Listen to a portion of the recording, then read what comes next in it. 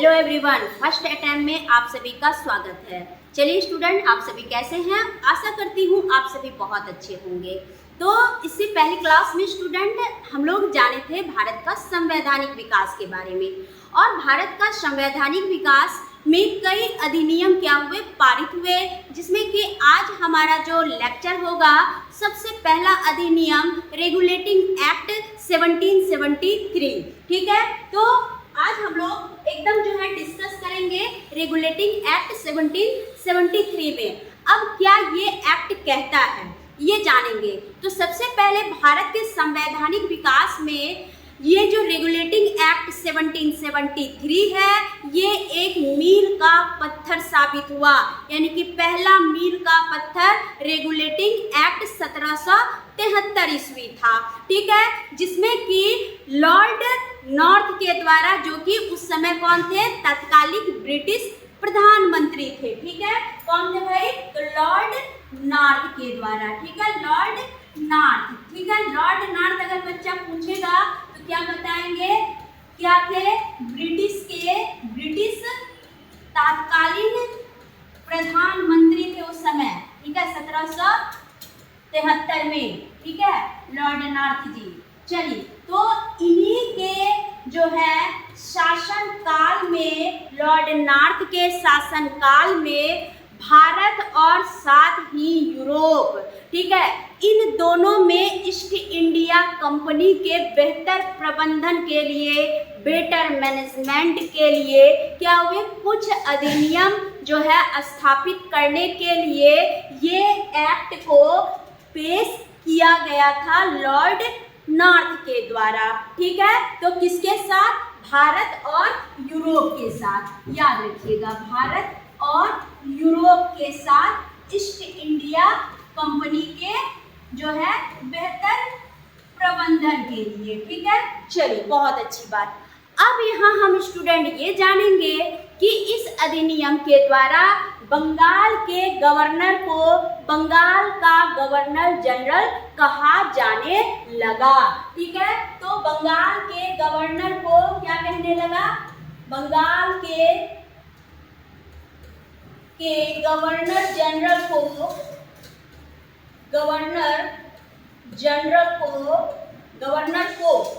क्या कहा जाने लगा? बंगाल का गवर्नर जनरल कहा जाने लगा।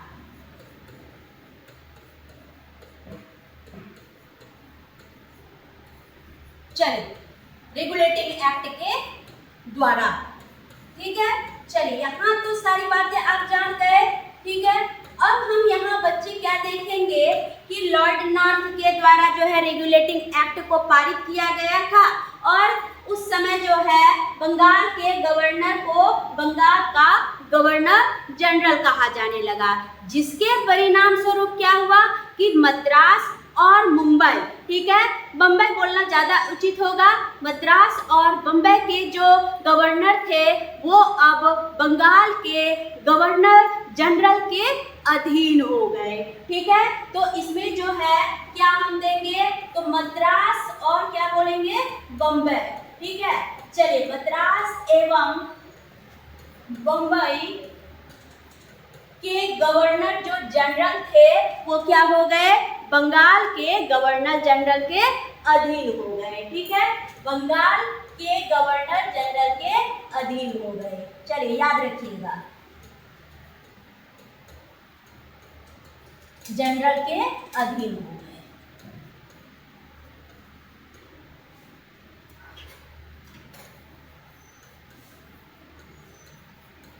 चलिए, यहाँ तक तो हम लोग सभी जान गए। ठीक है, तो मद्रास और बम्बई के गवर्नर क्या हो गए, तो वो बंगाल के गवर्नर जनरल के अधीन हो गए। ठीक है, किसमें? रेगुलेटिंग एक्ट 1773 में। ठीक है, अब क्या है कि उसकी सहायता के लिए, किसकी सहायता के लिए?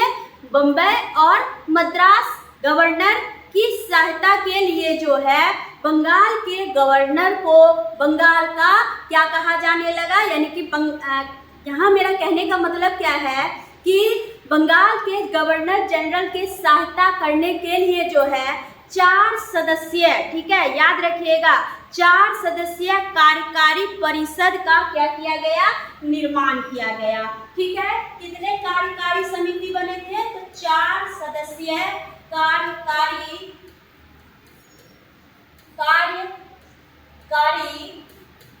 समिति का, ठीक है,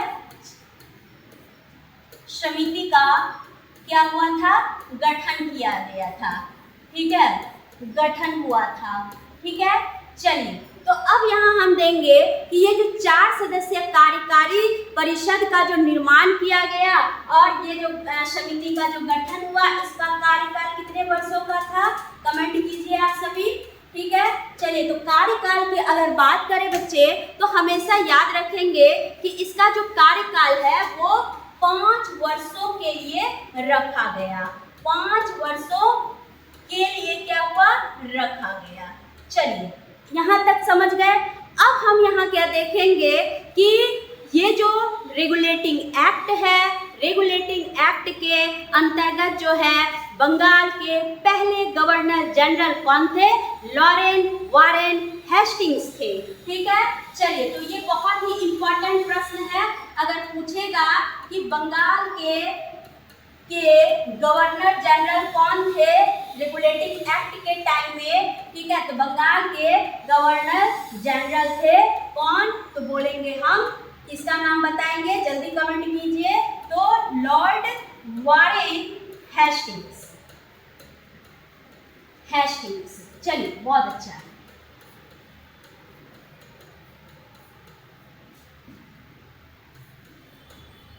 चलिए तो बंगाल के गवर्नर जनरल कौन थे, तो लॉर्ड वारेन हेस्टिंग्स थे। ठीक है, चलिए इस अधिनियम के तहत यानी कि रेगुलेटिंग एक्ट 1773 के अंतर्गत जो है ईस्ट इंडिया कंपनी के जो भी क्या थे, कर्मचारी थे, स्टाफ्स थे, इनको जो है अपना प्राइवेट बिजनेस यानी कि निजी व्यापार करने के लिए या किसी से उपहार लेने के लिए या किसी भी प्रकार का जो डोनेशन या रिश्वत की जो बात करते हैं, ये सारे रिश्वत लेने पर क्या था, बिल्कुल प्रतिबंध लगाया गया था।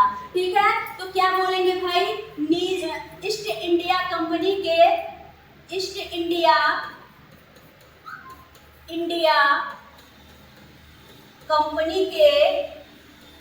कंपनी के कर्मचारियों को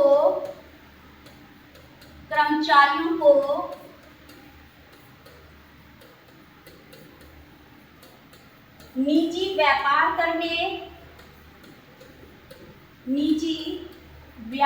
करने,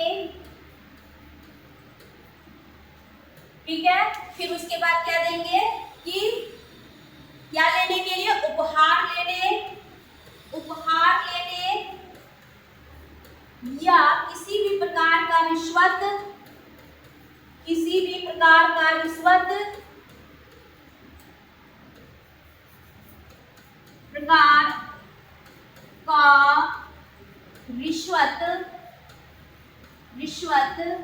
लेने पर क्या था, रोक या अनुमति नहीं थी।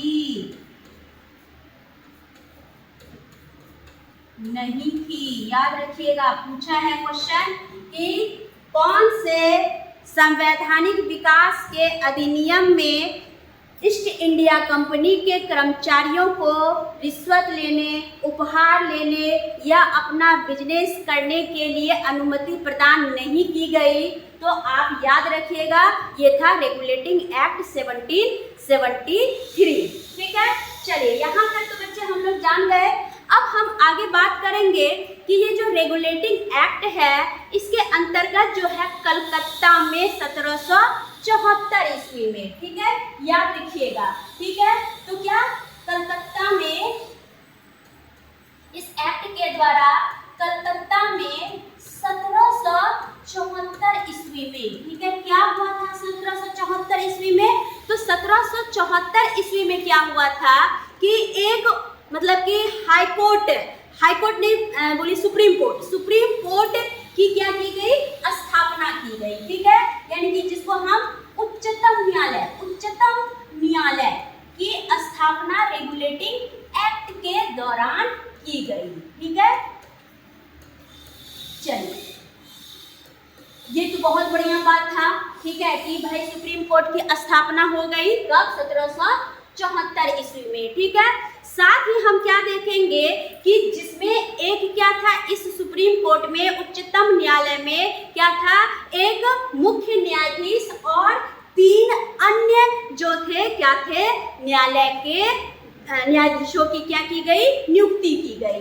ठीक है, तो इसमें क्या बोलेंगे हम, तो कहेगा कि उच्चतम न्यायालय की स्थापना कब की गई, तो बोलेंगे 1774 ईस्वी में की गई। कहाँ की गई, तो कोलकाता में की गई। और इसके अंतर्गत अगर पूछेगा कि इसके अंतर्गत कितने मुख्य न्यायाधीश थे, तो एक मुख्य न्यायाधीश और 3 क्या थे भाई, तो 3 थे आपके अन्य न्यायाधीश। ठीक है, तो याद रखिएगा, एक मुख्य न्यायाधीश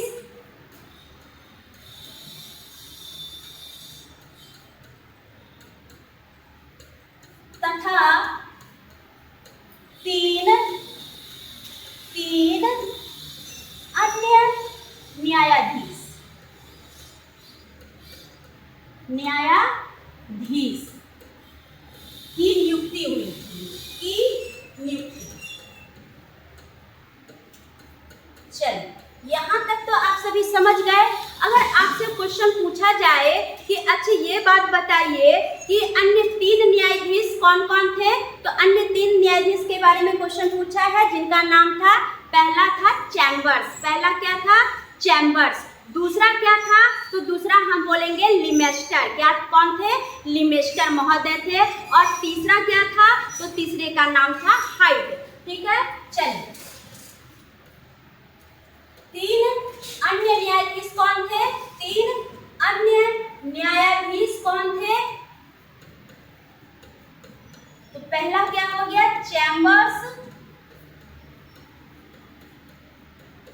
दूसरा क्या बोले हम, लेमेस्टर। और तथा तीसरा था हाइड महोदय, हाइड। ठीक है, इनके नाम आप सभी एकदम याद रखिएगा। ठीक है, तो इस तरह से स्टूडेंट, इसमें हम लोगों ने क्या देखा कि ये जो रेगुलेटिंग एक्ट था, ये बहुत ही मील का पत्थर साबित हुआ। और इस एक्ट से ही कई प्रकार के अधिनियम क्या हुए, आगे और बनते चले गए। ठीक है, और हमारे संविधान का विकास होता चला गया। ठीक है, तो यहाँ तक तो आप सभी जो है बात कर लिए। चलिए अब हम अगले टॉपिक की बात करते हैं। अब आते हैं हम लोग किसमें, तो Pitt's India act, regulating act के बाद आते हैं किसमें, पिट्स इंडिया एक्ट में। तो ये है पिट्स इंडिया एक्ट। ठीक है,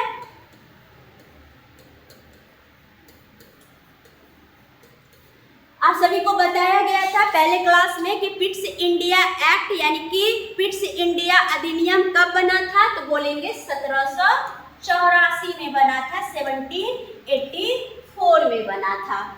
चलिए अब हम लोग जानते हैं कि ये जो पिट्स इंडिया एक्ट है, इसमें क्या क्या हुआ था। चलिए हिंदी वाले जो बच्चे हैं वो भी हिंदी में लिख लीजिए। ठीक है, तो चलते हैं, हम लोग लिखते हैं पिट्स इंडिया अधिनियम या एक्ट भी आप इसे लिख सकते हैं, जिनका जो है जो पारित कब हुआ था, 1784 ईस्वी में हुआ था।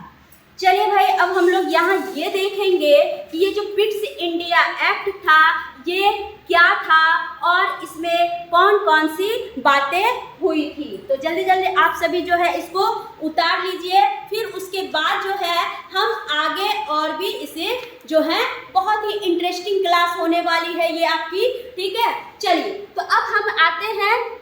चलिए सभी बच्चे ने उतार लिया होगा भली भांति, मुझे पता है। चलिए अब हम लोग यहाँ देखेंगे कि ये जो पिट्स इंडिया एक्ट यानी कि 1784 है क्या और इसे लाने की क्या जरूरत हुई, ये सारी बातें हम लोग बच्चे देखेंगे। तो पिट्स इंडिया एक्ट 1784 जिसे कि ईस्ट इंडिया कंपनी एक्ट के नाम से भी जाना जाता है, ठीक है। तो इसलिए यहाँ याद दे दीजिए east India company act, east India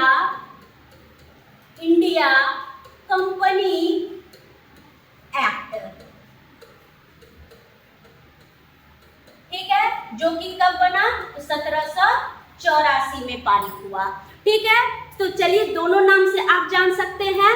अब हम क्या देखेंगे कि ये जो ईस्ट इंडिया कंपनी एक्ट 1784 या पिट्स इंडिया कंपनी एक्ट 1784 जो है ये ब्रिटिश संसद के द्वारा, याद रखिएगा क्या बोले हम, ब्रिटिश संसद के द्वारा 1773 ईस्वी के जो रेगुलेटिंग एक्ट थे, इस एक्ट के 200 को ठीक करने के लिए क्या किया गया था, पारित किया गया था, ठीक है। तो इसका जो प्रावधान क्या था भाई, उद्देश्य क्या था, ठीक है, प्रावधान या उद्देश्य क्या था बच्चा, तो हम यहाँ क्या देंगे कि 1773 ईस्वी के रेगुलेटिंग एक्ट को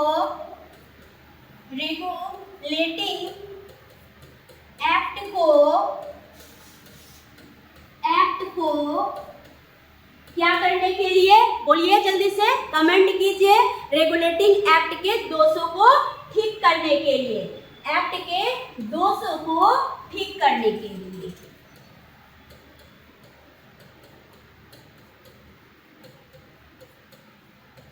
ठीक करने के लिए, ठीक है भाई। जो जिनको अच्छा लगे वो लाइक जरूर कीजिए, कमेंट जरूर कीजिए, ठीक है, और ज्यादा से ज्यादा आप लोग शेयर भी कीजिए, ठीक है भाई। अब हम लोग यहाँ पर तो बच्चे समझ गए कि पिट्स इंडिया कंपनी आने की जरूरत क्या पड़ी, क्योंकि 1773 का जो रेगुलेटिंग एक्ट था इनमें काफी दोष थे, इन दोषों को ठीक करने के लिए ही पिट्स इंडिया कंपनी जो है एक्ट आया। चलिए अब यहाँ हम बच्चे ये जानेंगे कि इस अधिनियम का आखिर शीर्षक क्या था, पूछता है, ठीक है। तो अगर हम शीर्षक की बात करें तो पूछा जाएगा कि बच्चा बताइए कि पिट्स इंडिया या ईस्ट इंडिया कंपनी का शीर्षक क्या था, ठीक है। तो शीर्षक हम क्या देंगे कि भारत में ब्रिटिश अधिकारी क्षेत्र जो है, यानी कि भारत में जो भी कंपनी है इस कंपनी के अधीन क्षेत्र को ब्रिटिश आधिपत्य का क्षेत्र कहा जाए, ठीक है, बहुत अच्छा। यानी कि भारत के व्यापारिक आधिकारिक क्षेत्रों को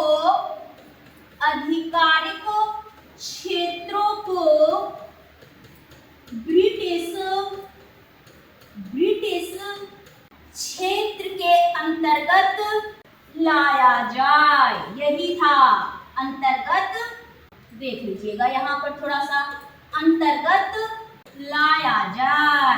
चलिए भाई यही था इसका क्या शीर्षक था, पिट्स इंडिया एक्ट या ईस्ट इंडिया कंपनी एक्ट का मूल जो आपका शीर्षक था, हेडलाइंस था कि भारत के जो भी व्यापारिक आधिकारिक क्षेत्र है उसको ब्रिटिश क्षेत्र के अंतर्गत लाया जाए। चलिए बहुत बढ़िया। तो इस प्रकार के जो यह कंपनी यानी कि ईस्ट इंडिया कंपनी का जो नियंत्रण था वो क्या हुआ, भारतीय क्षेत्रों पर ब्रिटिश ताज के स्वामित्व का पहला वैधानिक क्या था, दस्तावेज था, ठीक है। तो एकदम याद रखिएगा, कहेगा कि ब्रिटिश ताज का पहला वैधानिक दस्तावेज किसे कहा जाता है, तो हम हमेशा याद रखेंगे वो है हमारा पिट्स इंडिया एक्ट, ठीक है। चलिए यहाँ लिख देंगे ब्रिटिश ताज का वैचारिक याद रखिएगा, ठीक है। एकदम हमारी एक एक बात को आप सभी एकदम याद रखिएगा, ब्रिटिश ताज के जो क्या थे, स्वामित्व, ब्रिटिश ताज का स्वामित्व, ठीक है, का वैचारिक, ठीक है, ताज का वैचारिक क्या था भाई, तो दस्तावेज था। क्या था? दस्तावेज था। ठीक, चलिए, तो ब्रिटिश ताज के स्वामित्व का वैचारिक दस्तावेज कौन था? तो पिट्स इंडिया एक्ट था। ठीक है, यहाँ तक समझ गए? चलिए आप लोग जल्दी जल्दी से क्या कीजिए, इसको उतार लीजिए, फिर हम लोग और भी आगे बहुत सारी बातें करेंगे। ठीक है, चलिए, बहुत अच्छा बच्चा। तो आप लोग चलिए ज़्यादा नहीं समय लेंगे, बहुत बढ़िया, चलिए बहुत अच्छा, चलिए उतार लिए, क्योंकि फिर आपका जो है स्लाइड चेंज हो जाएगा। चलिए अब हम लोग यहाँ आगे बात करेंगे कि ये जो पिट्स इंडिया कंपनी था, ठीक है, इसके अंतर्गत जो कंपनी की जितनी भी व्यापारिक और राजनीतिक ये सारे एक्टिविटीज को क्या कर दिया गया, अलग कर दिया गया।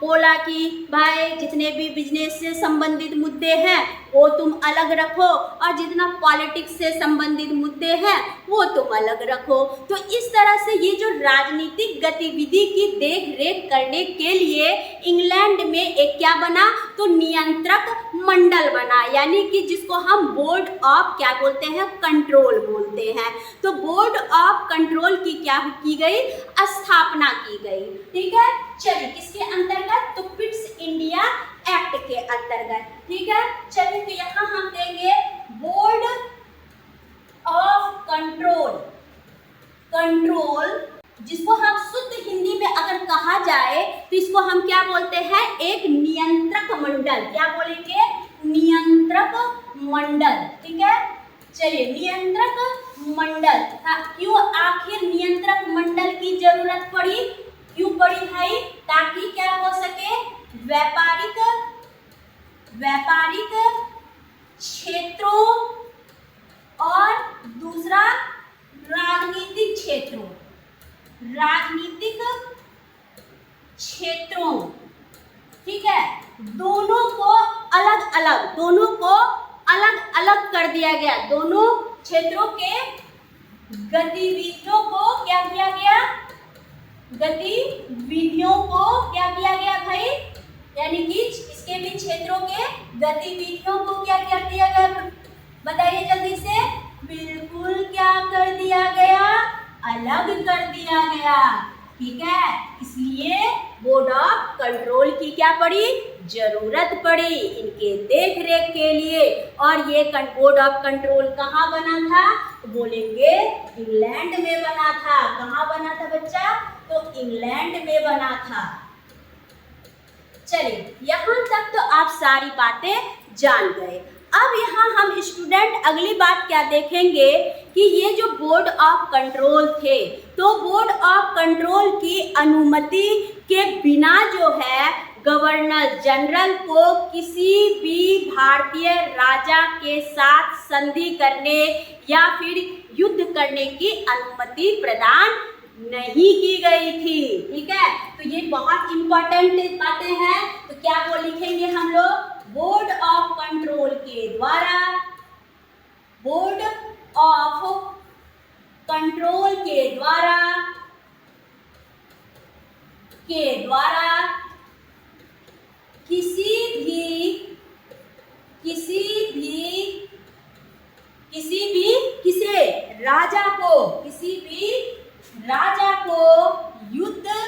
राजा को युद्ध तथा संधि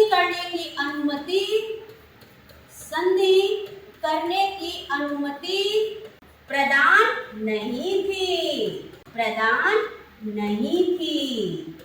तो ठीक है स्टूडेंट, तो यहाँ हमने पिट्स इंडिया एक्ट को देखा। तो एक बार रिकॉल कर देते हैं कि पिट्स इंडिया एक्ट को हम ईस्ट इंडिया कंपनी एक्ट 1784 के नाम से भी जानते हैं। इसका मूल रूप से उद्देश्य या फिर इनका जो है मेन मोटो क्या था कि 1773 ईस्वी में जो रेगुलेटिंग एक्ट बना था, वो सारे रेगुलेटिंग एक्ट में जो भी दोष हुए थे उन दोषों को ठीक करने के लिए ही ये ईस्ट इंडिया कंपनी 1784 या पिट्स इंडिया एक्ट 1784 एक्ट बना। ठीक है, इसका शीर्षक क्या था कि भारत के जितने भी व्यापारिक अधिकारिक क्षेत्र हैं उसको ब्रिटिश अधिकारिक क्षेत्र के अंतर्गत लाया जाए। ठीक है, चलिए यहाँ तक तो समझ गए। और तीसरी बात क्या थी कि ब्रिटिश ताज के स्वामित्व का ये क्या था, पिट्स इंडिया एक्ट 1784 एक वैचारिक दस्तावेज था।